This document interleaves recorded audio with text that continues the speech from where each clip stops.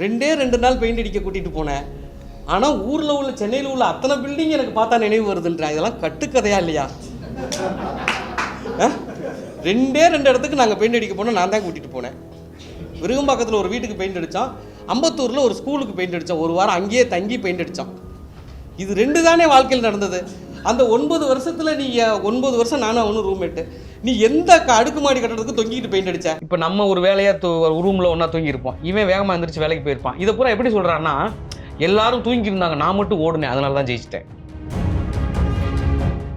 பழசை மறந்துட்டு விட்டுறலாம். ஆனால் பழசையே வேறு மாதிரி அந்தந்த பட ப்ரொமோஷனுக்காக வேறு வேறு மாதிரி மாற்றி பேசும்போது தான் நம்ம கூட வந்தவங்களாம் ரொம்ப வருத்தம் வந்துடுது. நீயும் நாடெல்லாம் ஒரே ரூம் மண்டாக இருந்தோம் பண்ணுறா, ஒரே கல்யாண மண்டபத்தில் வேலை பார்த்துருக்குறோம். எத்தனை பேர் வாய்ப்பு தேடி காலில் விழுந்துருக்குறோம். இன்றைக்கி அடுத்த கட்டம் போகிறதுக்கு உண்டான ஒரு வாய்ப்புக்கு ஒரு ப்ரொமோஷனாக பண்ணி கொடுக்க வேண்டாமா? இது சின்ன படமாக பண்ணிட்டேன். என்னைய கூப்பிட்டு பேசும்போது அப்படிலாம் சொன்னேன்.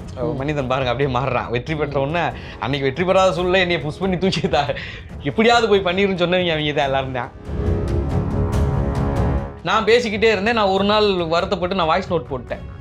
என்னதானே நினைச்சிருக்க, உனக்கு என்னதான்டா பிரச்சனை, என்னைய முன்னிறுத்ததுல உனக்கு என்ன தயக்கம், என்ன கேட்குது? நீ ஒரு நல்ல இடத்துல இருக்க, நீ போகிறதுக்கு காரணம் அண்ணன். பல ரூபத்தில் அண்ணன் இருந்திருக்காரு கூட்டிகிட்டு போனதுலேருந்து. எங்கள் ஃபேமிலி நான் கூட்டிகிட்டு வந்ததுக்கப்புறம் அவங்க ஃபேமிலியில் ஃபோன் போகிறப்ப வரப்பெல்லாம் இப்போ சூரி கூட இன்னைக்கு சூரிக்காக பேசிக்கிட்டு இருக்கிற பல பேர் என்னைய கிண்டல் பண்ணியிருக்காங்க ராஜாக்கூர் பஸ்ஸில் போகும்போது.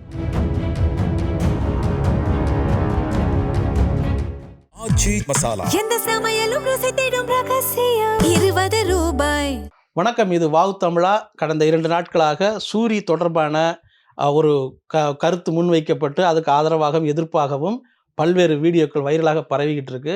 சூரியை பற்றி பேசிய இயக்குனர் திரு வெற்றிவீரன் அவர்கள் அரும்பு மீசை குறும்பு பார்வை என்ற படத்தையும், வெண்ணிலா வீடு என்ற படத்தையும், விசிறி என்ற படத்தையும் இயக்கியவர்.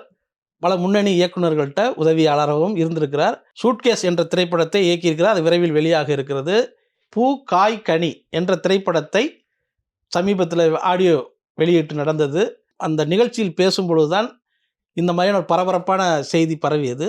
உண்மையிலே சூரி அவர்களுக்கும் திரு வெற்றிவீரன் அவர்களுக்கும் என்ன நடந்தது, அவர்கள் ஆரம்ப காலகட்ட நட்பு எப்படி இருந்ததுன்னு வெற்றிவீரன் அவர்கள்ட்ட கேட்டு தெரிஞ்சுக்குவோம். வணக்கம் வெற்றிவீரன். வணக்கம் சார். வணக்கம். என்ன நடந்தது சொல்லுங்க? திடீர்னு ஒரு பெரிய பரபரப்பாச்சு சூரி அவர்களுடைய பற்றின ஒரு கருத்தை வெளியிட்டு. சூரிக்கும் எனக்குமான தொடர்பு, நட்பு இது எல்லாமே கிட்டத்தட்ட 95 ஆரம்பிக்குது. 95 நான் ஒரு அப்போ இருந்த ஒரு இடத்துல வேலை செஞ்சுட்டு இருக்கும்போது தான் எனக்கு என் தம்பி மூலமாக அறிமுகமானார். அந்த அறிமுகத்துக்கு அப்புறம் அவங்க அப்பா, சூரியோட அப்பா என்கிட்ட அறிமுகப்படுத்தி இவனுக்கு ஒரு வேலை பார்த்து கொடு அப்படின்னாரு.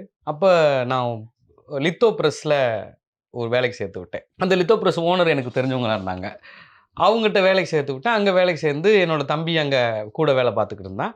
ஸோ அங்கே ஸ்டார்ட் பண்ணது தான் அந்த நட்பு. அப்போது நான் சினிமாவுக்கு வந்துட்டு போய்கிட்டு இருக்கேன். உங்களோட முயற்சி என்னவா இருந்தது? நான் டைரக்டர் ஆகணுன்ற முயற்சியை கதை எழுதிக்கிட்டு வந்துட்டு போய்கிட்டு இருக்கேன், முயற்சி எடுத்துக்கிட்டு இருக்கேன். அப்போ எல்லாம் லாரியில் பஸ்ஸில் கூட வர முடியாது, லாரியில் வருவோம் நாங்கள். 30 ரூபா தான் என்னமோ அந்த மாதிரி வந்துட்டு போய்கிட்டு இருக்கேன். அப்படி நான் சினிமாவுக்கு போகிறது தெரிஞ்சு அவன் என் தம்பிக்கிட்ட கேட்குறான், அவங்க அண்ணன்ட்ட அறிமுகப்படுத்து, நானும் சினிமாவுக்கு போகணும் அப்படின்னு அவன் கேட்கும்போது என்கிட்ட கொண்டு ஒரு நாள் அறிமுகப்படுத்தினான். அப்படியா பாஸு, அப்போ வாசுன்னு தானே பேசிக்கிடுவோம், வாங்க பாஸு, சரி பாஸு, சரி நானே இன்னும் போய்கிட்டு இருக்கேன், எனக்கே என்னன்னு தெரியலை, எங்கே சினிமா இருக்குன்னே கண்டுபிடிக்க முடியலை, நான் ஏதாவது கிடச்சதுன்னா கொடுக்குறேன், கூப்பிட்டு போகிறேன் அப்படின்னு பேசிக்கிட்டு இருந்தோம். அதுக்கப்புறம் திரும்ப நான் ஒரு ஆஃபீஸில் அசிஸ்டண்ட்டாக வேலை செஞ்சு எனக்கு லெட்டர் போடுவாங்க அங்கேருந்து, நல்லா இருக்கியா, எப்போ என்ன ஏதாவது சினிமாவில் வாய்ப்பு கிடைச்சதா அப்படின்லாம் கேட்பாங்க. அப்புறம் போயிட்டு இருக்கும்போது ஊருக்கு போனப்போ எனக்கு திடீர்னு என்னென்னா, அதுக்கு முன்னாலேயே சினிமாவுக்கு வரக்கு முன்னாலே நான் அபிநயா கலைக்குழுலாம் போய் வேலை செஞ்சுக்கிட்டு இருந்தேன், மதுரை அபிநயா கலைக்குழுவில். அப்போது போயிட்டு வரும்போது அவங்களோட நட்பு இருந்துக்கிட்டே இருந்தது. அப்படி ஊருக்கு போகும்போது ஒரு நாள் என்ன ஆச்சுன்னா, இந்த மாதிரி நம்ம தெரிஞ்சவங்களோட ஒரு இதில் ஒரு ஊரில் ஃபங்க்ஷன் பண்ணணுன்றாங்கன்னு ஒரு கலைக்குழு ஆரம்பித்தோம். எந்த அனுபவமும் இல்லாமல் ஒரு கலைக்குழு ஆரம்பித்து ஆட்களை சேர்த்து பிறகு அப்படி ஒரு நிகழ்வுக்கு அப்புறம் தான் அப்படியே அங்கேருந்து அந்த நிகழ்வு தான் உங்களுக்கு கதையாக உருவாச்சு. அதை அதுக்கப்புறம் சொல்கிறேன். அப்புறம் தான் சினிமாவுக்கு வர்றதுக்கான சூழல் வந்தோம். சினிமாவுக்கு நான் தான் அவனை கூட்டிகிட்டு வந்து இங்கே ராம் தேட்டருக்கு எதிர்த்தாப்பில் ஒரு ரூம் போட்டு முயற்சி பண்ண ஆரம்பித்தோம். அப்படி முயற்சி பண்ணும்போது தான் எனக்கு கிருஷ்ணமூர்த்தி சார்கிட்ட ஒரு வாய்ப்பு கிடைச்சு. ஆர்ட் டைரக்டர் பி கிருஷ்ணமூர்த்தி சார்ட்ட யதார்த்தமா தென்பாண்டி ரொம்ப சீனியர். ஆமா, அவரு அந்த தென்பாண்டி சிங்கம் சீரியல் அப்ப நாங்க வந்தப்ப நடந்துகிட்டு இருந்துச்சு, கலைஞர் கதை வசனம். ஆமா, அந்த சீரியல்ல போய் ஒரு நாள் வேலை செய்ய கிடைச்ச வாய்ப்புல நான் நல்லா வேலை செஞ்சு நல்ல பேரை வாங்கி தொடர்ந்து வேலை செய்யற வாய்ப்பு பெற்றேன். அதன் பொறுத்துல சங்கமம் பட ஷூட்டிங்ல எல்லாம் நான் தான் கூட்டு போனேன் இவனை. யார? சூரிய. வாசன் ஹவுஸ்ல ஒரு நைட்டு அடுத்த நாள் காலைல ஷூட்டிங், நைட்டு செட்டப் பண்றோம். அன்னைக்கு கூட ஒரு கண்ணாடியை போட்டு உடச்சு விட்டாங்க. யாரு? சூரி. ப்ராப்பர்ட்டியை தூக்குறேன்னு சொல்லி ஒரு கண்ணாடி உடஞ்சு போச்சு. காலையில ஷாட்டு, மொதல் ஷாட்டு விந்தியா கண்ணாடி முன்னால் நிக்கிற மாதிரின்றாங்க. லோகோ ஆர்டிஸ்ட்னு பிடிச்சி கத்துறா, அப்படி என்னடா எவனடா வேலைக்கு கொடுத்து இப்படி பண்ணிட்ட அப்படின்னு.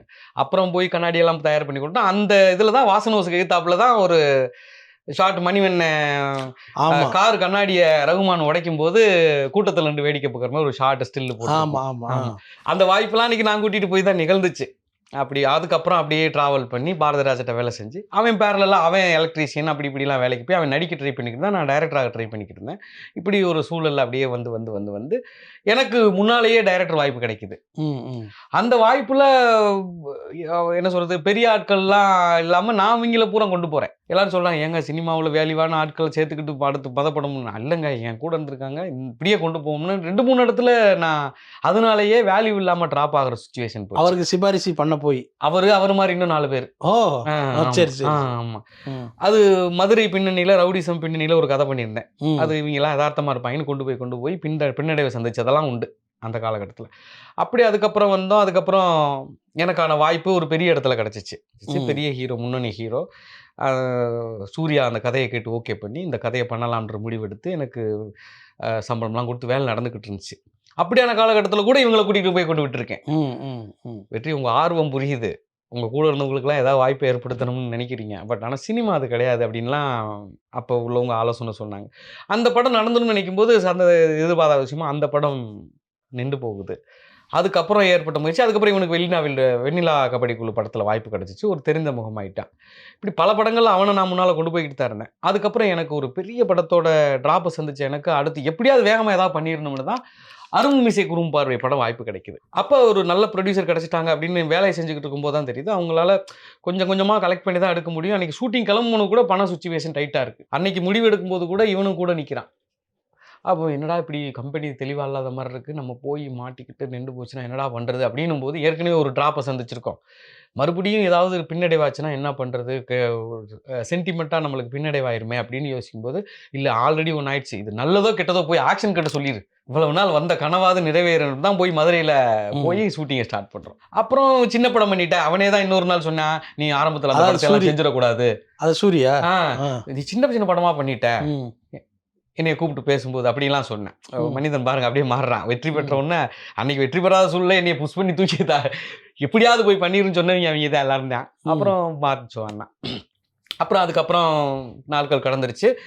நான் அவன் எனக்கான வாய்ப்பை என்னைய பற்றி எங்கேயுமே சொல்லலை. ஒரு பேட்டியில் சொன்னதில் கூட அசிஸ்டன்ட், நான் அப்பெல்லாம் படம் பண்ணிட்டேன் ஆனால் அசிஸ்டன்ட்னு சொல்லியிருந்தேன். அவன் ஏன்டா அப்படி சொல்லியிருந்தேன் அப்படின்னு வருத்தப்பட்டு என்ன இல்லைடா பேட்டிக்கு சொல்கிறோம், அவங்க ஒன்றும் மாற்றி போட்டுறாங்கடா அப்படின்னா. அதை எப்படிடா 2 படமான டைரக்டர் அசிஸ்டன்ட் டைரக்டர்னு எப்படிடா சொல்லியிருப்பேன், சரி விடு போ அப்படின்னு அப்புறம் விட்டாச்சு. அப்புறம் பேச்சுவார்த்தையில் விலகியாச்சு.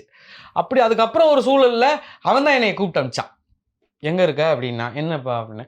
இல்லை இந்த மாதிரி ஒரு முக்கியமான நிறுவனத்தில் விடுதலை இப்போ வெளியாகலை, அடுத்து ஏதாவது கம்பெனியை ஓகே பண்ணுற சூழலில் முனைப்போடு இருக்கான். ஒரு ஆர்டிஸ்ட்டுக்கு அது முக்கியம் இல்லையா, அடுத்த லைன் அப்போ பண்ணணும், அடுத்த கதையை ஓகே பண்ணணும் போது ஹாட்ஸ்டார் சம் ரிலேட்டட் அவங்களுக்கு அபிமான கன்சர்னான அருண் அவர்களை அப்ரோச் பண்ணி இவங்ககிட்ட கதை கேட்டுக்கிறதாகவும் இவன் பல கதைகளை சொல்லிக்கிட்டு இருக்கிறதாகவும் நீ ஒரு கதை சொல்லுன்றான். அப்போ அவன் என்கிட்ட விருப்பப்பட்டு சொன்னது ஒரு ஆக்ஷன் கதை வேணும்டா, அதனால ராவா நம்ம சந்துரு கதை பண்ணல, சூர்யாவுக்கு பண்ணி ஒரு கதை ட்ராப் ஆச்சு இல்லையா, அது மாதிரி ஒரு கதையாக இருக்கணும்டா அப்படின்றேன்.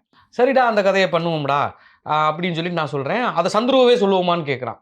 அப்போ நான் சொல்கிறேன், நம்ம அப்போ பண்ண கதை அது ஃப்ரெஷ்ஷாக இருந்துச்சு, ஆனால் அதுக்கப்புறம் நம்ம பண்ணாமல் விட்டதுக்கப்புறம் பல கதைகள் அதே ரிலேட்டடாக வந்துருச்சுடா, எனக்கே அந்த கதையை சொல்கிறதுக்கு அலுப்பு தட்டுது, பல காட்சிகள் அது மாதிரி வந்துருச்சு அங்கங்கே, எப்படா திரும்ப சொல்லிக்கிட்டு இருக்குது, வேணாம் நான் வேணா அது மாதிரியே இன்னொரு கதை வச்சுருக்கேன் சொல்லவான்னு ஒரு ஐடியாவை சொல்கிறேன்.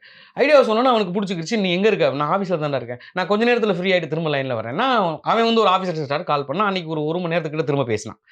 அப்போ நான் அந்த ஐடியாவோட இப்படி எங்கள் ஊர் பக்கம் இப்படிலாம் நடந்துச்சு, இப்படி ஒரு ரத்தமும் சதையுமா இருக்கிற ஒரு பின்னணியில் இருக்கிற ஒரு சூதாட்டத்தை பற்றி கதை சொன்னேன். சூப்பராக இருக்குது, இதை சொல்லுவோம் நம்ம, நான் அப்பாயின்மெண்ட் ஃபிக்ஸ் பண்ணுறேன்னு சொல்லி ஒரு நாள் ஃபிக்ஸ் பண்ணால் அன்னைக்கு போய் கதை சொன்னேன். அருண் அவர்கள், அப்புறம் இன்னும் ஒருத்தர் நண்பர் எழுத்தாளர் நரேன் அவரும் வந்து கேட்டாங்க. அப்போ சொன்னப்போ அவர் சொன்னாங்க, அந்த கதையை சொன்னேன், நான் இன்னும் கதை பண்ணல, இவன் கேட்டவனும் ஒரு ஐடியாவாக தான் சொல்கிறேன், இதுதான் லைன், இதுதான் பிரச்சனைன்னு. அவங்க கேட்டுட்டு ஐடியாவாக நல்லா இருக்குண்ணே, ஆனால் அண்ணனுக்கு விடுதலைக்கு அடுத்து இப்படி ஒரு வைலன்ஸாக இப்படி ஒரு ஆக்ஷனாக பண்ணால் எப்படி எடுக்கும் தெரியல, வேற மாதிரி கதையை எதிர்பார்க்குறோம் அப்படின்னு சொல்லி விட்டுட்டாங்க. அப்படி பேசிக்கிட்டு இருக்கும்போது சரி விட்டுருங்க, சரி வேற லைனோட வர்றேன் அப்படின்னு சொல்லி சாப்பிட்டுக்கிட்டு இருக்கும்போது சூரி வெளியே ஏதோ ஃபோன் பேசிட்டு இருக்காப்ல, அருண் நானும் பேசிட்டு இருக்கும்போது, அண்ணே உங்களுக்கும் அந்த அண்ணன் சூரியனுக்கு என்னென்ன நட்பு, எப்படி நான் தோங்குச்சுன்னு இப்போ அருண் கேட்குறாரு. அப்போ நான் அதை சொல்கிறேன், இப்படி வந்தேன் அவங்க அப்பா தான் என்னென்ன அவங்க அப்பா தான் உங்களை அறிமுகப்படுத்தினார். ஆமாம், அவங்க அப்பா என்னை பாஸ்ன்னு தான் கூப்பிடுவார், பஸ் வாங்க பஸ் அப்படின்னுவார், நானும் வாங்க பஸ்ன்னுவேன். அப்போ மதுபான கடை ப்ரைவேட் ஆரம்பிச்சு இல்லையா, அதோட பாரில் தான் நான் வேலை செஞ்சேன். அவர் அங்கே தான் வருவார் அடிக்கடி. சரி. அப்போ கட்டிங்லாம் விற்போம், கட்டிங்லாம் ஓடும் இல்லையா, அப்போ கட்டிங் சாப்பிட வருவார். அப்போ அதில் தான் எனக்கும் அவருக்கும் பழக்கம். அவர் பையனை கூப்பிட்டு வந்து வேலை கேட்குறாரு, அப்படி சிரிக்கிறாரு. ஒரு நண்பர்களுக்கு அப்பா மூலமாக அறிமுகம் அப்படின்றது நல்ல இன்ட்ரெஸ்டிங்காக இருக்குண்ணே. அப்புறம் வாங்கினேன் அப்படின்னு பேசும்போது இப்படி ஒரு குழு ஆரம்பித்தேன். என்ன சொல்கிறீங்க? ஆமாம் தம்பி இப்படின்னு. அந்த குழு ஆரம்பிச்சதுக்கப்புறம் அங்கே நடந்த, ஏன்னா இது கதையாக இருக்கனால நான் விரிவாக சொல்ல, ஏன்னா அது ஒரு கதையாக எழுதி படமாக போகுது. அந்த விஷயத்த சொல்லும்போது சிரிக்கிறாப்புல, விழுந்து சிரிக்கிறாப்புல. பேசிக்கிட்டு இருக்கும்போதே சூரியன் வந்துட்டான் உள்ள வந்து, என்னண்ணே வாங்கினேன், என்னண்ணே சூப்பர் கதையை விட்டு நீங்கள் வேற ஏதோ கதை சொல்கிறீங்க, இப்படியெல்லாம் நடந்துச்சானே உங்கள் லைஃப்பில் அப்படின்னு. ஆமாம் தம்பி அப்படின்னு. இப்போ அருண் கிட்ட கதையை நிகழ்வை எக்ஸ்பிளைன் பண்ணி சிரிச்சுக்கிட்டு இருக்கும்போது 2 பேரும் அவர் சமணம் கூட்டி மேலே உட்காந்து சாப்பிட்டுக்கிட்டு இருக்காரு, நானும் சாப்பிட்டுக்கிட்டு இருக்கேன். அப்போ வெளியே போன ஃபோன் பேசிக்கிட்டு இருந்த சூரி உள்ளே வந்தாப்புல. வந்த உடனே, என்னண்ணே நீங்கள் உங்கள் வாழ்க்கையில் எப்படியெல்லாம் நடந்திருக்கானே, அண்ணே சொன்னால் பயங்கர எங்கேஜிங்காக இருக்குண்ணே, என்னென்ன நடந்துச்சுன்னு போது என்னோட அவனும் ஜாயின் பண்ணுறேன். நான் ஒன்று சொல்ல, அவன் ஒன்று சொல்ல, விழுந்து ஒரு தட்டை வச்சுட்டு ஓடி போய் சிரிச்சுட்டு வர்றாப்புல. அண்ணே என்னண்ணே, அண்ணா இதுதானே கதை, இது சூப்பர்ண்ணே, ஆனால் இந்த இன்சிடெண்ட்டை வச்சுக்கிட்டு முன்ன பின்ன கதை எழுதுங்கண்ணே, இந்த ஐடியாவை சொல்லுவோம்னே அப்படின்னு அவர் தான் எடுக்கிறார் அந்த ஐடியாவை. அந்த ஐடியாவை எடுத்து கொடுத்த உடனே நாங்கள் உட்காந்து வேலை செய்ய ஆரம்பிக்கிறோம். வெற்றி, என்னடா நம்ம ஒன்று சொல்ல வந்தால் அது ஒன்று நடக்குது, சரி அவங்க ப்ரொடியூசர் ஓகே பண்ணுறதானே நம்ம செய்யணும், இதை ரெடி பண்ணுறான்னா உட்காந்து இவங்ககிட்ட எந்த காசு வாங்காமல் நான் அசிஸ்டண்ட்டை என்னோட ஆஃபீஸில் அசம்பிள் பண்ணி முன்கதை யோசிக்கிறோம், பின்கதை யோசிக்கிறோம், முதல்ல நண்பர்கள் கதையாக யோசிக்கிறோம். அப்புறம் நண்பர்கள் கதையை யோசிச்சு நான் போய் சொல்லிக்கிட்டு இருக்கும்போதே நானே திரும்ப மாத்துறேன், இந்த பேக்ரவுண்டில் நண்பர்கள் கதையெல்லாம் இந்த மாதிரி பல பேட்டர்ன் வந்துருச்சு, காவிய தலைவனாக இருக்கட்டும், இது மாதிரி நிறைய இருக்குது, நண்பருக்கும் நடக்கிற ஈகோன்னெலாம் வந்துருச்சு, அது சரியாகவும் ஓடலை, ஒர்க் அவுட் ஆகலை, நம்ம இதே பின்னணியில் கொஞ்சம் காதல் கதையாக மாத்திரம் நல்லா இருக்குன்னு, எனக்கு தெரிலடா, நீ திரும்ப மாற்றி வேணா சொல்லு அப்படின்னு மாற்றி சொல்லும் போதே சூரியக்கிட்ட இருந்து இது மாதிரி பிரதீப் சார் கதை கேட்கன்றாரு, நீ வான்னு அவங்க ஆஃபீஸ் போகிறேன், அவன் தான் கூட்டிகிட்டு போகிறான். அங்கே போய் நான் சொல்லிகிட்டே சொல்கிறேன், சார் உங்களுக்கு கிட்ட சொல்ல வேணும்னு பேசிக்கிட்டு இருந்த கதை வேறு, ஆனால் நான் இதை ஒரு திலானமோனமல் டைப்பில் மதுரை ஆடல் பால் கலைஞர் பின்னணியில் இப்படி ஒரு லவ் கதை பண்ணியிருக்கேன், ரொம்ப நல்லாயிருக்கும், நான் இதை சொல்லவான்னு இவங்ககிட்ட கேட்டேன். சரின்னு அந்த கதையை சொல்கிறேன், அவர் ஐடியாவா நல்லா இருக்குது அப்படின்றாரு. அப்புறம் அங்கேயும் அருண் வந்து அந்த இன்சிடெண்ட்டை சூரி நல்லா சொல்லுவான், அங்கே நடந்த அந்த பிரச்சனை இருக்கு இல்லையா, அந்த பிரச்சனையை கிட்டிக்கிற நல்லா சவுண்டாக சொல்லுவான். அவன் பாதியை சொல்ல, நான் பாதியை சொல்ல, சிரிக்கிறாங்க, என்ஜாய் பண்ணுறாங்க. ஆனால் சூப்பர்னு அதில் ஒரு கரெக்ஷனை சொல்கிறாங்க. அப்படியெல்லாம் எழுதி முடிச்சு ஹாட்ஸ்டார் அந்த நிறுவனம் சம்மந்தப்பட்ட ஆட்களில் ஜூம் மீட்டிங்கில் சூரிய ஆஃபீஸ்லேருந்து எல்லா கதை சொல்கிறோம், அதையும் அவங்க இது பண்ணுறாங்க. அடுத்து ஒரு நாள் எனக்கு அட்வான்ஸ் கொடுக்குறாங்க. ஸோ மொத்தமாக நடக்க போகிற செயலில் சூரிய வந்து சொன்னாப்படி இந்த மாதிரி அவங்க வந்து ஹாட்ஸ்டாரில் வந்து இந்த மாதிரி உனக்கு கருத்து சொல்கிறாங்க, டைரக்டராக வேற ஒரு ஆலோசனை பண்ணுன்றாங்க. அப்போ நான் வந்து சொல்கிறேன், என்னடா இவ்வளோ நாளுக்கு அப்புறம் கூப்பிட்ட நீ, நம்ம அப்படி ஒன்று நம்ம சந்திச்சு எதுவுமே பேச போகிறதில்ல, நீ என்னைய கண்டுக்கல, நானும் உன்னைய கண்டுக்கல, நம்ம வாட்டில் என்னமோ முயற்சி இப்போ கூப்பிட்டு இப்படி ஒரு விஷயத்த சொல்லும்போது நீ போராடு, நீ சொல்லு, இந்த கதைனா அவன் பண்ணால் நல்லாயிருக்கும் அப்படின்னு சொல்லுடா அப்படின்னு. இல்லை அவங்க இப்படி பிரியப்படுறாங்கன்னு. இது ஒரு 10 நாள் பேச்சுவார்த்தையாகவே நடக்குது. நான் சாதாரணமாக ஒத்துக்கலை. இவ்வளோ நாளுக்கு அப்புறம் ஒரு வாய்ப்பு, இந்த வாய்ப்பு இவ்வளோ பெரிய வாய்ப்பு எப்படி மிஸ் பண்ணுறது, முயற்சி பண்ணிக்கிட்டே இருக்கேன். ஒரு ஸ்டேஜில் இல்லை, இதுதான் என்ன பண்ணலாம் அப்படின்றாங்க. சரி நான் அடுத்து உனக்கு பண்ணித்தரேன்டா, அது அவர் சொன்ன வாய்ஸ் நோட்டெல்லாம் இருக்குது என்கிட்ட, இதை நீ பண்ணி கொடு, நான் அடுத்து உனக்கு கேட்டு தரேன். ஆமாம் ஆமாம் ஆமாம் அவர் சொன்ன அந்த ஆடல் பாடல் கதையை நீ ஃபுல்ஃபில் பண்ணி கொடுத்து அதை பண்ணிக்கிட்டாம அடுத்து நான் ஒரு கால் நீ கதை திரைக்கதை மட்டும் பங்கெடுத்துக்க, அடுத்து உனக்கு ஒரு கால் ஷீட் வந்து நான் பண்ணித்தரேன், நீ இதை விட்டு கதையை கொடுத்துட்டு நீ வந்து விட்டு கொடு, கதை ஒரு நல்ல சம்பளம், நல்ல பேரு, அவன் பாணியிலே சொல்லி பேசுகிறான். சரி ஓகே அப்படின்னு அப்புறம் அருண்கிட்ட ஃபோன் பண்ணி ஓகே சொல்லிட்டான், நீங்கள் ரெடி பண்ணுங்க. ஸோ அதுக்கப்புறம் விடுதலை 2 நடக்குது, விடுதலை 1 ஷூட்டிங் போகிறான் வர்றான் நடந்துக்கிட்டே இருக்குது. அதுக்கப்புறம் ஒரு நாள் நான் அக்ரிமெண்ட் பண்ண சொல்கிறாங்க, போய் கையெழுத்து போடுறோம். அவங்க முதல்ல ஒரு சம்பளம் சொன்னாங்க, அப்புறம் நான் ஒரு சம்பளம் கேட்டேன். அவங்க சரின்னு சொல்லி சரி பெரிய வாய்ப்பையே ரீச் பண்ணாத நமக்கு பெரிய வாய்ப்பு இதில் நம்ம கதை திரைக்கதை இருந்துக்குருவோம். எல்லாரும் சொல்கிறாங்க சுற்றி உள்ளவங்கெல்லாம் போடுங்க சூரிய அடுத்து பார்த்துக்குருவா அப்படி நண்பர் தானே அப்படின்னு சொல்லி போடுற சாங்க போய் கையெழுத்த போடுறோம். இன்னும் அடுத்து ஒரு 2 லட்ச ரூபா அட்வான்ஸ் வாங்குகிறோம் வரோம். அதுக்கப்புறம் அந்த படம் நடந்துரும்னு நினைக்கிறோம், அதுவும் நடக்கலை. அப்புறம் அது டைரக்டராக விக்ரம் சுகுமாரனை போடுறாங்க, அதுவும் நடக்கலை. அடுத்தடுத்த ஸ்டெப்பில் நான் விலகி நின்று அடுத்த பட வேலையை பார்க்க போகிறேன். என்ன ஆச்சுன்னு கூட பல முறை கேட்டிருக்கேன், என்னடா அந்த இதில் அப்படியே கிடப்பில் போட்டிங்க. இவன் விடுதலை 1 ஜெயிச்ச உடனே அடுத்தடுத்து ஆக்ஷன் ரூட்டை பிடிக்க ஆரம்பிச்சிட்டான். கொட்டுக்காளி சரியாக போகலை, இன்னொரு படமும் சுமாராக போச்சு. ஸோ அதனால் இவன் ஆக்ஷன் ரூட் எடுக்க ஆரம்பிச்சிட்டான். அப்புறம் அந்த படம் நல்லா போச்சு, கருடன் நல்லா போச்சு. ஸோ அதை தொடுத்து நம்மளுக்கு ஆக்ஷன் அப்படியே பின்பற்றிக்கிறோம்னு நினச்சப்போ அப்படியே விட்டுட்டு போயினா. ஆனால் அப்பப்போ நான் முயற்சி பண்ணிக்கிட்டே இருக்கேன், அந்த கதையை பண்ணுங்க, இல்லையா என்கிட்ட கொடுத்துருங்க, ஏன் அப்படியே கிடப்பில் போட்டுக்கிட்டு இருக்கீங்க அப்படின்னு பல முறை அதை போராடுறேன். பல ரூபத்தில் சொந்தம் பந்தம் அண்ணன் தம்பி சரி நான் பேசிக்கிட்டே இருந்தேன். நான் ஒரு நாள் வருத்தப்பட்டு நான் வாய்ஸ் நோட் போட்டேன். என்னதானே நினச்சிருக்க, உனக்கு என்னதான்டா பிரச்சனை, என்னைய முன்னிறுத்ததுல உனக்கு என்ன தயக்கம், ஏன் இப்படி பண்ணுற, வருத்தப்பட்டு வாய்ஸ் சூரிய கதைன்னு போடுறாங்கடா நியூஸில். ஏற்கனவே நீ இந்த கதை உங்களுது, குரூப்பை உருவாக்குனது நான் தான். அது நீ சூரி மாதிரி இன்னொரு 10 பேர் உள்ள இருந்தாங்க, அவ்வளவுதானே. நீ சூரி ஜெயிச்ச உடனே சூரிய கதைன்னு சொல்லப்படுறது அப்படி இல்லை கிடையாடா. நான் தானடா அன்னைக்கு உருவாக்குனேன், இது கதைக்கு சொந்தக்காரன் நான் தான், பதிவு பண்ணியிருக்கிறது நான் தான். பேட்டியில் அபிநயா குழு உருவாக்குனது, அபிநயா குழு வேலை செஞ்சது நீங்க தான். அதுக்கப்புறம் ஒரு டீம் உருவாக்குறது நீங்க நான் தான். அப்ப நீ ஒரு ஆளா கூட இருந்த, நம்ம பேரை போட்டுக்கிட்டோம், நீ எனக்கு இணையா வேலை செஞ்ச, சூரி வெற்றி வழங்கும் ரணாதினா கலைக்குழுன்னு நம்ம போட்டோம்டா, அவ்வளவுதானடா. அப்ப அதுக்கும் சொந்தக்காரன் நான் தான்டா. உன்னை ஆரம்பத்துல இருந்து வேலைக்கு கூட்டு போய் பிரஸ்ல சேர்த்து விட்டவனும் நான் தானடா. ஏன் என்னைய முன்னிறுத்தல உனக்கு இவ்வளவு தயக்கம், இவ்வளவு அப்படியே மாறி சார் பல பெரிய ஆட்களை சொல்லி பேசுறேன். ப்ளஸ் ஆசை இருக்கணும்டா, மாரி செல்வராஜன் திரைக்கிறாரு, அதை பண்ணணும் இதை பண்ணணும், இந்த படத்தை அப்படி பண்ணணும் இப்படி பண்ணணும், இந்த படத்தை வேற மாதிரி பெருசா பண்றதுக்கான சூழலை என்னையை தவிர்த்துட்டு போறதுக்கவே பேசினதுல வருத்தப்பட்டு நான் சொன்னேன். மீடியாவில் சூரிய கதைன்னு சொல்றாங்க, நீ அதெல்லாம் மறுத்து சொல்லணும்டா, என் நண்பன் வெற்றி வீரன் கதை இப்படின்னு சொல்லணும்டா. என்னை இருட்டடிப்பு செய்யற மாதிரி இருக்கே, இதை வருத்தப்படக்கூடாதா சார்? ஒரு இல்லை இது கேட்கக்கூடாதா? அது உங்களுடைய உரிமை, அது உங்களுடைய ரைட்ஸ். அது அப்போ இதெல்லாம் கேட்கும்போது அப்படியே நம்பரை பிளாக் பண்ணுறான். அதுக்கப்புறம் என் தம்பி பேசுகிறான், அண்ணன் ரொம்ப கஷ்டப்படுது, ஒரு சரியான வாய்ப்புக்காகத்தானே அண்ணன் என்ன உங்கள்கிட்ட செலவுக்கு பணமாக கேட்குது, என்ன கேட்குது, நீ ஒரு நல்ல இடத்துல இருக்க, நீ போகிறதுக்கு காரணம் அண்ணன். பல ரூபத்தில் அண்ணன் இருந்திருக்காரு கூட்டிகிட்டு போனதுலேருந்து. எங்கள் ஃபேமிலி நான் கூட்டிகிட்டு வந்ததுக்கப்புறம் அவங்க ஃபேமிலியில் ஃபோன் போகிறப்ப வரப்பெல்லாம் இப்போ சூரி கூட இன்னைக்கு சூரிக்காக பேசிக்கிட்டு இருக்கிற பல பேர் என்னைய கிண்டல் பண்ணியிருக்காங்க. ராஜாக்கூர் பஸ்ஸில் போகும்போது, என்னடா சினிமாக்காரங்களா என்னடா பண்ணுறீங்க அப்படின்னு நக்கல் பண்ணவங்க தான் இன்னைக்கு சூரி நண்பன் அவங்கள பற்றி பேசுகிறேன். அவங்களோட பல விஷயங்களுக்கு முன்னால் போய் நிற்கிறான். ஆனால் அவங்களாம் தான் கிண்டல் பண்ணவங்க. இல்லை, சூரிக்குன்னு ஒரு பெரிய ஒரு கூட்டமாக உங்களுக்கு நிறைய கமெண்ட்ஸ் போடுறதும், அதை திட்டுறதும், இப்படிமா ஒரு இதெல்லாம் பண்ணுறது யாருன்னு நினைக்கிறீங்க நீங்கள்? அவன் சம்மந்தப்பட்டவங்களாக தான் இருக்கும், அவனுக்கு அபிமானமாக இருக்கிற, அவனுக்கு இப்போதைக்கு ஜெயிச்ச பிறகு வேண்டியவங்களா இருக்கவங்கள தான் இருக்கும். கண்டிப்பாக அது திட்டமிட்டு அதை செஞ்சுக்கிருக்காங்க. நம்ம கமெண்ட்ஸ்லேயே பார்த்தா தெரியும், எல்லா வீடியோலையும் ஒரு குறிப்பிட்ட பேர் தொடர்ந்து அங்கங்கே கமெண்ட் பண்ணுறாங்க. ஒரு அந்த 50 பேர் அதே பேர் வந்துக்கிட்டே இருக்குது. அதை வாட்ச் பண்ணி சொன்னாங்க, பாருங்க ஒரே பேரில் கமெண்ட் பண்ணிக்கிட்டு இருக்காங்க அப்படின்னு. அதெல்லாம் நம்ம கண்டுக்க போகிறதே இல்லை, அவங்களாம் தான் தெரியும். நம்ம பிரச்சனையே சொல்கிறோம். அதாவது இப்போ சமீபத்தில் சூரி உதவி செய்யலைன்னு நண்பர், உதவி செய்யலாம் இல்லை, உதவி கேட்குற அளவில் நம்ம கஷ்டம்லாம் படலை. ஒரு கதைக்காக கூட்டிகிட்டு போய் அதை அறிமுகப்படுத்தி அது நடக்காத சூழலில் அந்த கதையை கொடுத்துருங்க, அதுதானே முறை. நீ வேற பேட்டியில் நானும் வெற்றி வீரனும் சேர்ந்து ஒரு கதை எழுதிட்டேன்னு ஒரு பேட்டி கொடுக்குற, அந்த கதையை அதுக்காக எனக்கு ஒரு வாய்ப்பே வருது அந்த கதையை படமாக்கணும்னு.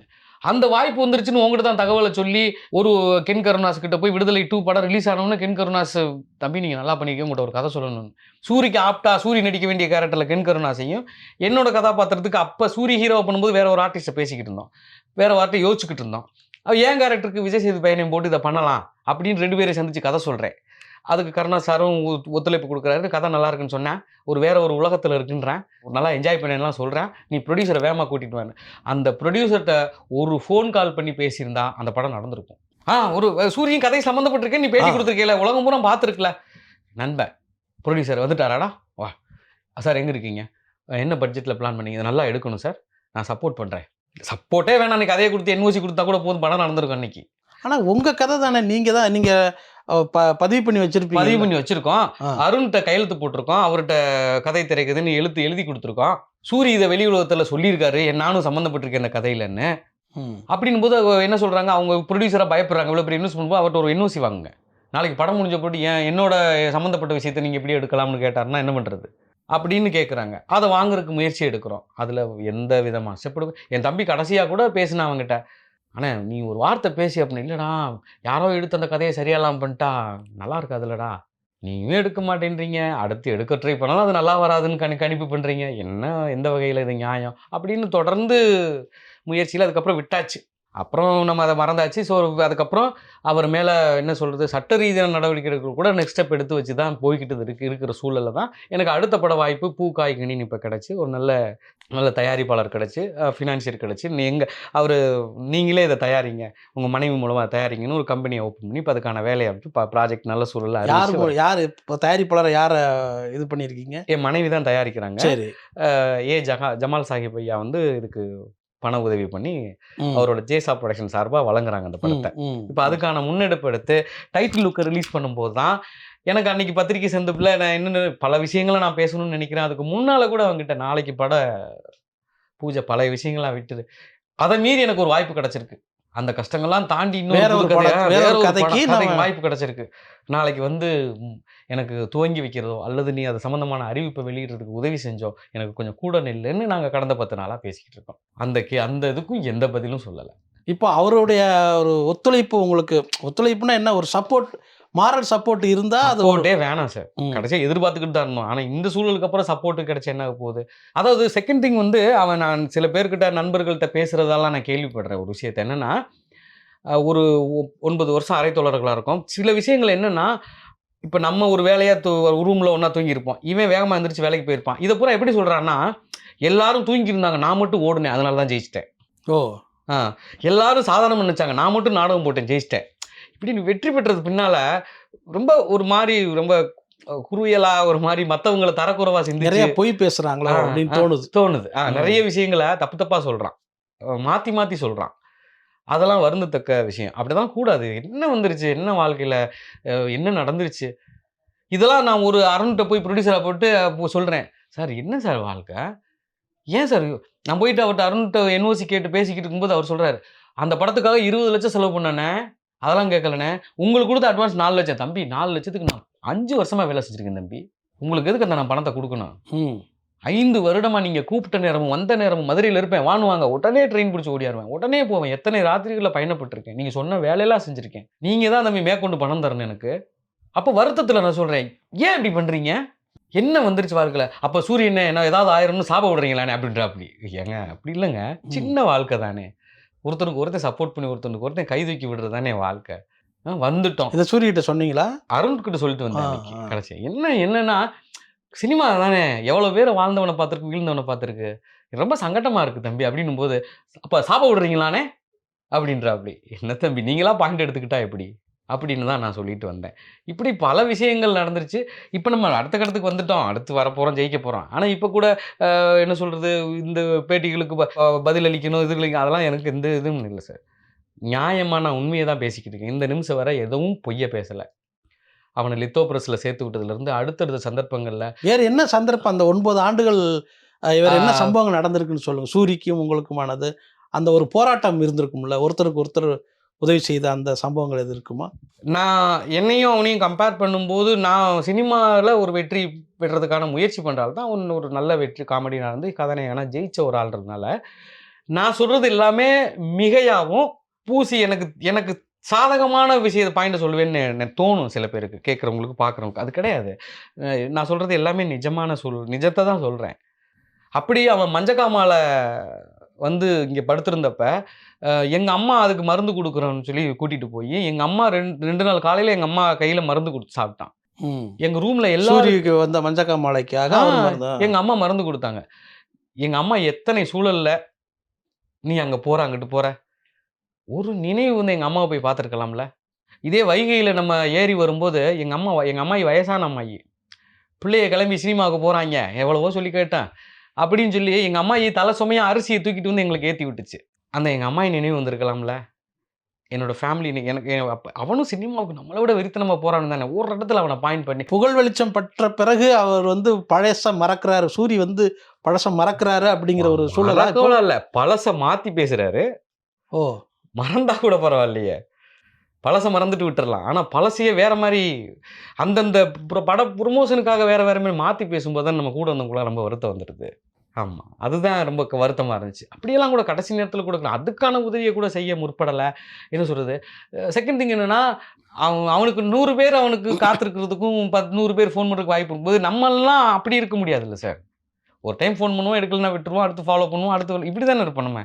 நம்மளுக்குன்னு ஒரு கொஞ்சம் இருக்கும்ல, என்னடா அப்படி பண்ணுற அப்படின்னு கேட்க தோணும். மற்றவங்க அப்படி பண்ணுறல, சூரிய ஃபாலோ பண்ணால் தான் வாய்ப்பு கிடைக்குன்னு போயிடுவாங்க. அவங்க மாதிரி நம்ம போக முடியாதுல்ல சார். அப்போ அதை புரிஞ்சுக்கிட்டு தானே சார் வரணும். உதவின்றது எப்படி செய்யணும்னா, உதவி கேட்க வச்சு செய்யக்கூடாது சார்.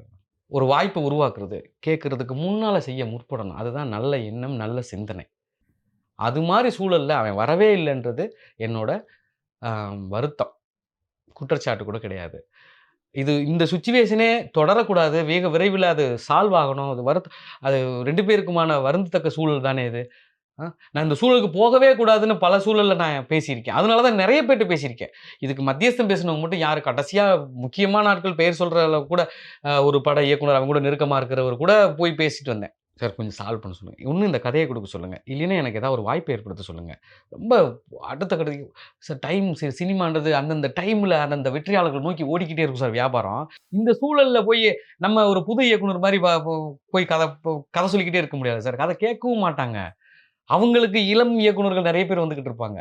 அப்ப நம்ம வேற ரூட் எடுக்கணும், வேற மாதிரி போகணும், நம்ம வாய்ப்பை உருவாக்கிக்கணும் அப்படின்றது தானே இங்க விஷயமா இருக்கு. இப்ப எனக்கு வாய்ப்பை உருவாக்குறதுக்கு சூழல் இருக்கு, நான் வந்துட்டேன். என்னை மாதிரி எவ்வளவு பேர் கஷ்டப்பட்டுக்கிட்டு இருக்காங்க. ஒரு வயசை கடந்து முயற்சி பண்ணும்போது இந்த சினிமா வேற மாதிரி பார்க்கும் சார். உண்மைதானே சார்? கண்டிப்பா கண்டிப்பா. அதனால தானே இந்த வாய்ப்புக்கெல்லாம் தேடி போனோம். எத்தனை பேர் மத்தியஸ்தம் பேசியிருக்கேன். என் தம்பி கடைசி வரை ட்ரை பண்ணான். அவன் தம்பிட்டு பேசி, இவன் தம்பிட்டு பேசி, அங்கே பேசி, இங்கே பேசி, லட்சுமணன் பேசி, எப்பா எனக்கு வேகமாக ஒரு முடிவு சொல்லுங்க, இல்லைன்னா கதையை கொடுக்க சொல்லுங்க, இல்லை என்ஓசியை கொடுக்க சொல்லுங்க, இல்லைன்னா நான் வக்கீல் சட்ட ரீதியான நடவடிக்கை எடுக்குன்னு கூட சொல்லிட்டேன். அதுக்கு கூட பதில் சொல்ல மாட்டேன்றான். ஏன்னா அப்போ எப்படி எந்த அளவுக்கு கோவப்படுவாங்க அதெல்லாம் பார்த்து தான் நான் பத்திரிகையில் அன்னைக்கு கோவமாக வெளிப்படுத்த வேண்டிய சூழல் ஏற்பட்டது. வெளிப்படுத்தியிருக்கேன். என்னோட கருத்தில் எந்த பின்வாங்கலும் இல்லை. நான் நியாயத்தை பேசியிருக்கேன், எனக்கான உண்மையை பேசியிருக்கேன், எனக்கான தேவையை சொல்லியிருக்கேன். அவ்வளவு தானே தவிர அதுலேருந்து எந்த விதத்தில் நான் பின்வாங்க போகிறதில்ல, அந்த கருத்துலேருந்து பின்வாங்க போகிறதில்ல. மாற்று கருத்து சூரிக்கு இருக்குனாலும் அவர் வந்து பேசலாம் தைரியமாக. நான் பேசுனதில் ஏதாவது தவறு இருந்துச்சுன்னா அவர் பேசலாம். அதுக்கு ஆதாரப்பூர்வமாக எங்கெங்கே என்னென்ன நடக்கலை, நீ என்னென்ன தவறு பண்ணி இன்றைக்கி வரை எனக்கான வாய்ப்பு கிடைக்காம தள்ளி வச்சுட்ட, நீ பாட்டில் அடுத்தடுத்த ஸ்டெப் பிடிச்சி போகிற, உன்னோட உதவியாளர் கூட என் ஃபோன் எடுக்கிறது இல்லை, அந்தளவுக்கு நீ எடுக்கவே எடுக்காதான்னு சொல்லி வச்சுருக்க. ஆனால் உனக்கு தேவைன்னும் போது ஒரு நாள் இந்த சண்டையெல்லாம் நடந்துக்கிட்டு இருக்கும்போது திடீர்னு ஒரு நாள் ஃபோன் பண்ணுறேன், எங்கே இருக்க, இல்லை நம்ம ஃப்ரெண்ட்ஸ்லாம் மீட் பண்ணணும். அதை கூட பாசிட்டிவாக எடுத்துக்கிட்டு அன்றைக்கி அந்த மீட்டிங்கை அவ்வளோ சக்ஸஸ்ஃபுல்லாக எல்லா நண்பர்களையும் வர வச்சு பார்ட்டி கொடுக்க வச்சு எல்லாரையும் சந்தோஷமாக பேசி சிரிச்சு ஆட வச்சு, இவ்வளோ வருத்தங்களில் கூட அன்றைக்கி கூட ஒரு முக்கியமானவர் சொன்னார். ஒரு முக்கியமான எங்கள் கூட ஆரம்பத்தில் ட்ராவல் பண்ண சொன்னார், சூரி நீ செய்ய வேண்டியது இப்படி சரக்கு வாங்கி கொடுத்து சாப்பாடு வாங்கி கொடுக்கறது கிடையாது. இங்கே வந்திருக்கவங்க எல்லாருமே உன் கூட இருந்தவங்க, யாராவது 4 பேர்த்துக்கு ஒரு நல்ல வாய்ப்பை ஏற்படுத்தி கொடுத்து அது 40 பேருக்கு வாய்ப்பு கிடைக்கிற மாதிரி ஒரு சூழலை உருவாக்கு சூரி அப்படின்னு சொன்னார். அதுதானே நியாயம். ஆமாம். சும்மா கூப்பிட்டு ஜாலியாக ஒரு நாள் சந்தோஷமாக சிரிச்சு பழச பேசுறது சந்தோஷம், அதுவா சந்தோஷம் கிடையாதுல்ல. அவன் ஏக்கத்தோட இந்த சினிமாவில் எத்தனையோ கனவுகளோட வந்து போராடிக்கிட்டு இருக்கவங்க தானே. அதில் நம்மளாம் அப்படி கஷ்டப்படலை, வெற்றிக்காக மட்டும்தான் போராடுறோமே தவிர மற்றபடி இல்லை. அவர் தூக்கி விட்டுறணும் இல்லை. அப்படி சந்தர்ப்பத்தை எத்தனை இயக்குனர்கள் எத்தனை ஹீரோஸை எப்படி சான்ஸை உருவாக்குறாங்க. அதை ஏன் நீ செய்ய முற்படவே இல்லை, ஒருத்தருக்கு கூட செய்யலையே அப்படின்றதான் என்னோட வருத்தம் கலந்த கேள்வியாக இருக்குது சார். இப்போ உங்களுடைய அடுத்த படம் நீங்கள் சொன்னீங்களா, பூ காய் கனி. Yes sir. அந்த படம் தயாரிப்பு பற்றி சொல்லுங்களேன். அதோடைய இந்த கதை ரொம்ப பிரமாதமாக 2 ஆண்டுகளுக்கு முன்னால் இருந்து இதை எழுத ஆரம்பித்தோம். அடுத்த கட்டமாக அது வரும்போது இந்த கதையை 2-3 பேர் சொல்லும்போது, ஏங்க இவ்வளோ என்டர்டைனிங்காக இவ்வளோ எங்கேஜிங்காக இருக்குது இந்த கதை, இதை நம்ம இந்த டைம் முன்னெடுக்கலாம் அப்படின்னு கதை உருவாக்கி வந்துக்கிட்டு எழுதிக்கிட்டு இருக்கும்போது யூத் படம் ரிலீஸ் ஆகுது. அது ஒரு பெரிய வெற்றி பெறுது. பள்ளிக்கூட சம்மந்தமான காட்சிகளும் காதல், இதைத்தான் நாங்கள் ட்ரெண்டாக பிடிச்சி வந்துக்கிருந்தோம். இந்த டைமில் இப்படி ஒரு படம் எழுதலாம் அப்படின்னு தான் எழுதி வந்தோம். இது ஒரு 86 காலகட்டத்திலேருந்து ஒரு 5 வருட இடைவெளியில் ஒரு 3 கட்டமாக நடக்கிற காதல் கதை. அது ரொம்ப அழகா வந்து தான் அதுக்கப்புறம் அந்த சொல்லும்போது கேட்குறவங்கலாம் ரொம்ப பாராட்டி உடனடியாக இது படமாகறதுக்கான சூழல் ஏற்பட்டு இப்போ உடனடியாக அதுக்கான நடிகர்களை ஒப்பந்தம் பண்ணி சிறப்பாக கூடிய சீக்கிரம் ஒரு 15 நாட்களில் படப்பிடிப்பை ரீச் பண்ண போகிறோம். இந்த மாதிரி நிகழ்ச்சிக்கு கூட சூரிய நீங்க வந்து கூப்பிடலையா? கூப்பிட்டமே. அப்படியா? ஆமாம். ஓ, என் கூட பேச மாட்டான். என் மனைவி சரி. கூப்பிட்டாங்க. ஒரு நம்ம ஆரம்ப காலத்து அறை நண்பர் நம்ம கூட அறையில தங்க வச்சிருந்தாரு. நமக்கு நிறைய உதவி நீங்க எல்லாம் சிபாரிசு எல்லாம் பண்ணியிருக்கீங்க. ம். சரி, அவர் ஒரு வெற்றி மகாலிங்கம், வெற்றி வீரன் மகாலிங்கம் இயக்குனராகி ஒரு இந்த படத்துக்கு வந்து 3வது 4வது அடுத்த படம் படி எடுத்து வைக்கிறாரு. எடுத்து வைக்கிறாரு. நாம போய் நிக்கணும்னு அவர் சொல்லலையா? அவர் எதுவும் பேசலையா உங்கள்கிட்ட? சொன்னோம், தகவலை சொன்னோம், வரல. அதுக்கான ஸ்டெப்பை கூட எடுக்கல. இதை எப்படி பார்க்குறீங்க? ஒரே அறையில நீங்க சொன்ன 2 கதைகளை விட இந்த கதை நல்லா இருக்கு. ஒரே அறையில 2 பேர் தங்கியிருந்து உங்களுடைய ஆதரவுல வந்து சூரிய வளர்ந்து வர்றாரு. ம். அவரு பெரிய உச்ச நடிகரா உச்ச இடத்துல இருக்காரு. நீங்க இன்னும் போராடிக்கிட்டு இருக்கீங்க. ம். ஒரு பெரிய திறமை இருந்தும் போராடிக்கிட்டு இருக்கீங்க. இதுவே பெரிய ஒரு கதையா இருக்கு. ம். என்ன சொல்றது? அப்படி ஒரு சூழல். அதெல்லாம் அப்படி இல்ல, மீண்டு இருந்துருவோம் நம்ம அடிச்சு கலக்கிருவோம். இந்த படம் எனக்கு ஒரு இல்ல, பெரிய அவரு உதவாத அந்த ஒரு ஆதரவு கொடுக்காத அந்த சூழல் வந்து அது ஒரு பெரிய ஒரு திருப்பத்தை ஏற்படுத்துதா இல்லையா?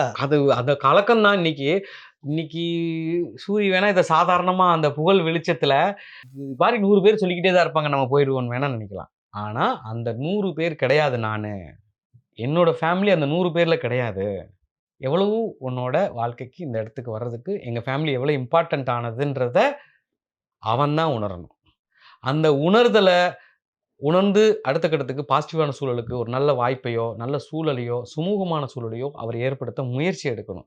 இல்லாத பட்சத்துல, சார் என்ன சார் இப்ப இன்னைக்கு என் பிள்ளை வீடியோ பார்க்காதா? அவன் பிள்ளை வீடியோ பார்க்காதா? இன்னைக்கு வெளியே வந்திருக்கிற ஒரு நண்பர் கூட இது சாதாரணமா கடந்து போயிரும். இது இதுல சாதாரணமா கொட்டாச்சி எங்க வர்றாரு? கொட்டாச்சியுடைய ரோல் எங்க வருது? கொட்டாச்சி இந்த படத்துல அவர் மகள் நடிக்கிறதுனால கூட வந்திருந்தாரு. ஓ, அந்த பூ காய்கனி கனியில அந்த 2வது போர்ஷன்ல அதுதான் ஹீரோயின். ஒரு நல்ல பாட்டு.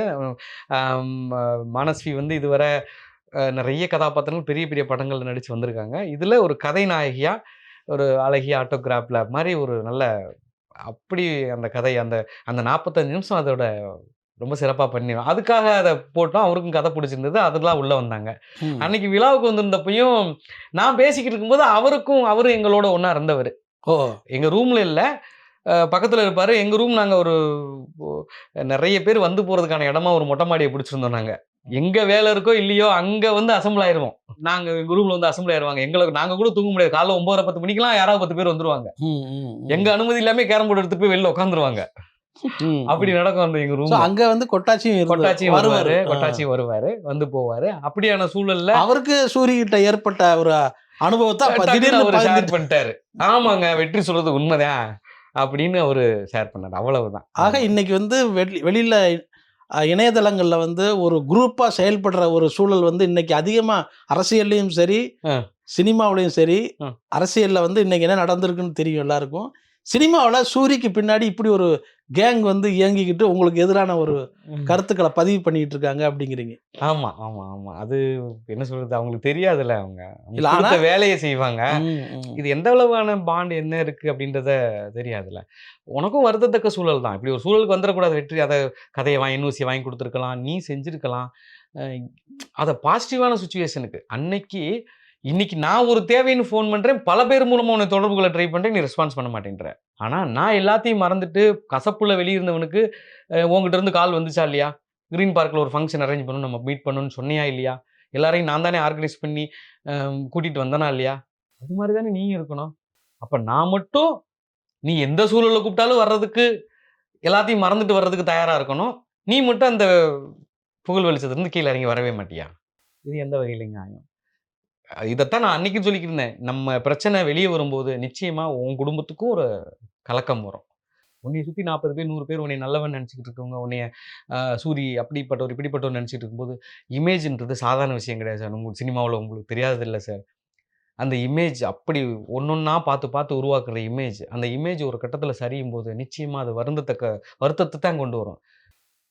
இன்னைக்கு என்கிட்டயே பல பேர் சொல்றாங்க, என்னங்க நீங்க உருவாக்குன்னு நீங்களே இப்போ பேசிக்கிட்டீங்க ஒரு தப்பான்னு சொல்றாங்க சில பேர். நான் தப்பா சொல்லலை சார், உண்மையை சொல்லிக்கிட்டு இருக்கேன். உண்மையை தானே சொல்லிக்கிட்டு இருக்கேன். என்ன அவர் புகழை வீழ்த்துறதுக்கா பேசிக்கிட்டு இருக்கோம்? ஒரு இடத்துலயாவது ஒரு ஒரு ஸ்டாப் நில்லுங்க. என்ன பண்ணிக்கிட்டு இருக்கீங்க அப்படின்னு கேட்கறதுக்காக ஒரு விஷயம் வேணும்ல. கண்டிப்பா. கால்குலேஷன்ல கணிப்புல அப்படியே தன்னை எப்படி அப்படியே கொண்டு போறதுன்ற கணிப்புலயே ஓடி எல்லாத்தையும் மறந்துடுறதா? அது இல்ல சார். இன்னைக்கு உன் மகனும் வளர்ந்துகிட்டு இருக்கான், என் மகனும் வளர்ந்துகிட்டு இருக்கான். எவ்வளவு அடுத்த சந்ததிக்கு எப்படி ஒரு வருத்தத்தை நம்ம கொடுத்துட்டு போகணும்? ஏன் இப்படி ஒரு சூழலை உருவாக்கணும்? நியாயமா நடக்கணும். அவ்வளவுதான். ஆமா. இத கூட எதிரா எடுத்துக்கிட்டு நான் பேசிட்டேன், நீ பேசிட்டேன்னு ஒரு 100 பேர விட்டு கமெண்ட் போட விடுறது, பதில் பேச விடுறதெல்லாம் நியாயம் கிடையாது. அவங்களுக்கு தெரியவே தெரியாது. இந்த விஷயம் உண்மையான விஷயம் என்னன்னே தெரியாது. நீ அவங்க கிட்ட உண்மைய சொல்லு. இதுக்காக தான்டா அவன் செஞ்சுக்கிட்டு இருக்கான் அப்படின்னா, அவங்களே எனக்கு ஆதரவா பேசுவாங்க. ஆமா சார். அவங்களுக்கு தெரியாதுல்ல. அவங்க கொடுக்கப்பட்ட வேலைய தான் செஞ்சுக்கிட்டு இருப்பாங்க. பார்ப்போம். உங்களுடைய இந்த கருத்துக்கு பிறகு சூரி அவர்கள் ஒரு வேளை நாம ஏதோ தவறு பண்ணிட்டோம், நண்பர்களுக்கு நம்ம துணையா நிக்கணும் அப்படிங்கிற நினைப்பு உங்களை தொடர்பு கொண்டு உங்களுடைய படங்களுக்கான ஒரு ஆதரவை கொடுப்பாரு அப்படின்னு நான் நினைக்கிறேன். சரி சார். ஏன்னா சூரி இயல்பாகவே நானும் வளர்ந்ததுலேருந்து பார்த்துட்டு இருக்கேன். அவர் ஒரு அவ்வளவு மோசமான மனிதராக நான் சூரிய பார்க்கல. அவர் கண்டிப்பாக அவர் மண்ணுக்கு ஏற்ற அந்த குணத்தோட உதவி செய்கிற வருவார் அப்படி நான் நம்புகிறேன். நீங்கள் நம்புங்க, தைரியமாக இருங்க, உங்களோட முயற்சியெல்லாம் வெற்றி அடையும். நிச்சயமா சார். நன்றி, வணக்கம். நன்றி சார்.